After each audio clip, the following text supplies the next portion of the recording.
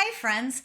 One of my goals is to come up with a unique look for my VR game.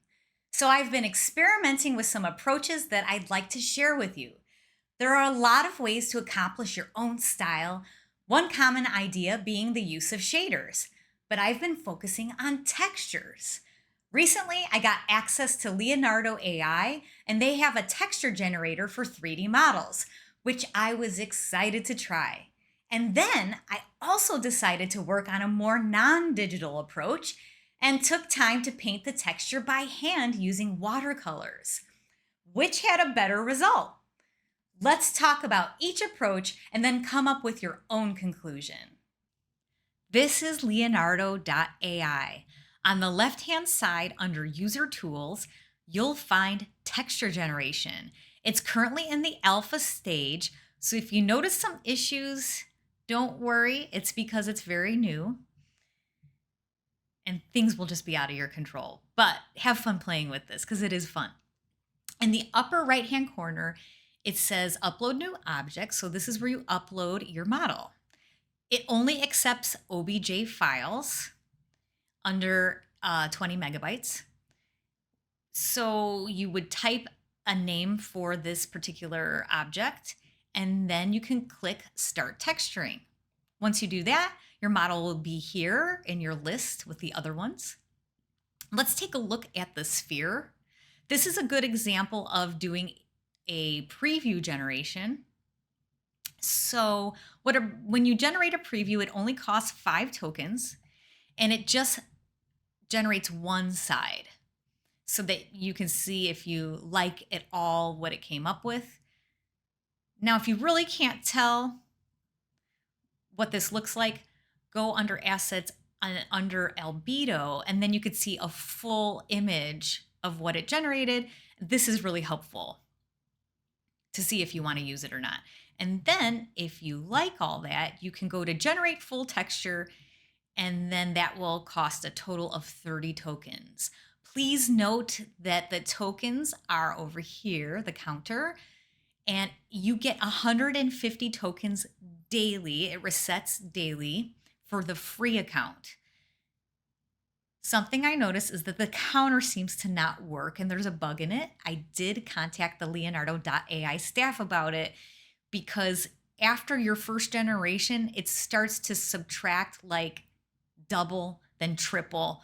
So really you can only do about 2 full texture generations and maybe a couple previews, but I'd be careful. Sometimes I usually just get 2 full generations a day because it subtracts like from 90, it'll go all the way to maybe 0. So just be careful on that. I'm not sure if they fixed it yet.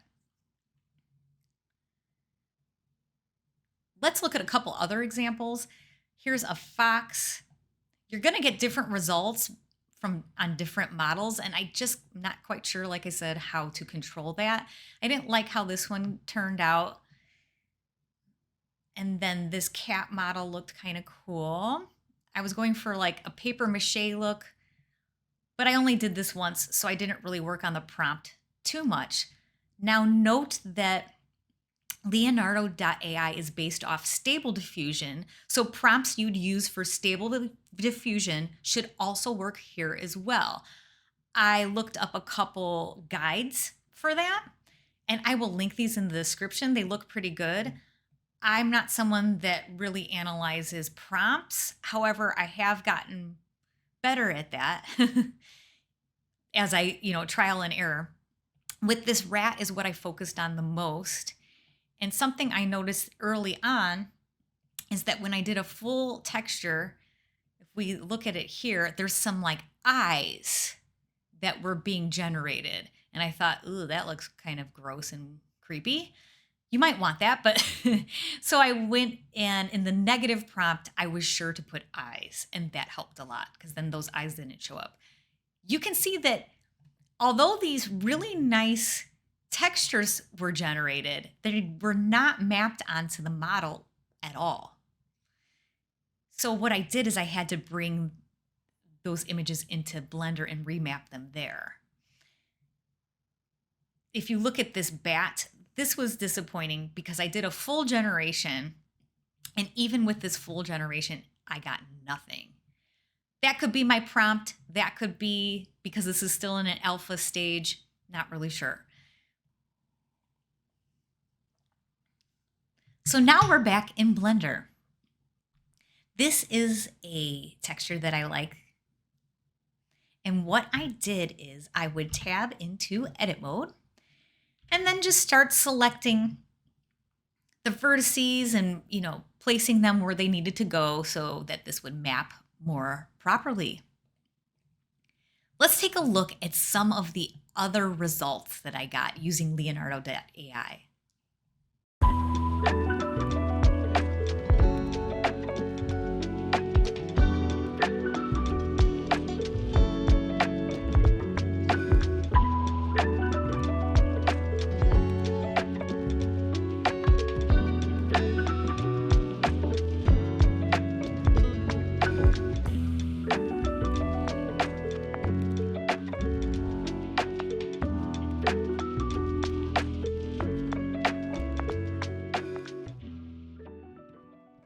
For this particular project, I really liked how the drips turned out on this version. And I thought that was really cool. Another thing that I did is I created solid materials for the eyes, the tail, the feet, the hands. And the reason I did that is because I didn't want everything to look so disjointed. I wanted it to look intentional, that I was doing this collage look and not like I was terrible at texturing. So I felt like this gave some grounding to the look and the design. And also I felt like it made it look more intentional.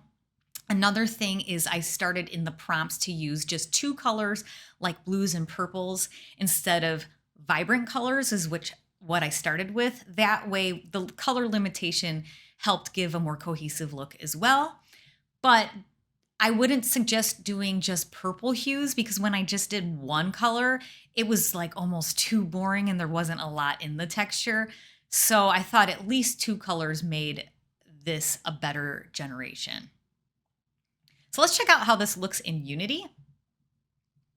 I really love how this turned out in Unity. I did take the materials metallic up just slightly to give it a little bit of a shine in places. And I thought this matched really nice. So this is what AI generated. Now, what did the human, meaning me, generate by creating this texture by hand, literally? So I did that using a watercolor technique. And in the bottom right here, you can see how it looks in Unity. I actually really like how this turned out. I don't think it works for this style and this game, but I kind of want to make a new game so I can use this look. So let's go back into Blender and I'll show you how it looks there. But before we do that, let's talk about my process.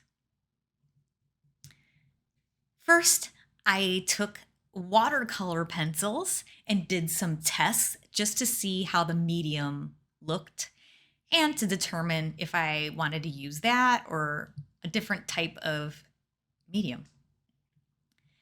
Then I took watercolor paper and put carbon paper between that and a printout of the texture atlas outline. So after I outlined that onto the watercolor paper, I did some watercoloring. And I did this in about an hour, maybe a little bit over an hour. I went fairly quickly because this is a test and I wanted to see how this would look. So now we're back in Blender and this is how the watercolor ended up turning out. And I really love the look. I just think it's great. And if I took a little bit more time, I could get it to look even more perfect. So I like that it didn't take me as long as I expected. I thought it was going to take me a lot longer since I was doing it by hand, but you could get a lot of control and a very organic artistic look by doing this. And I'm definitely considering this in the future. I think both processes were a lot of fun. and I could use both in projects.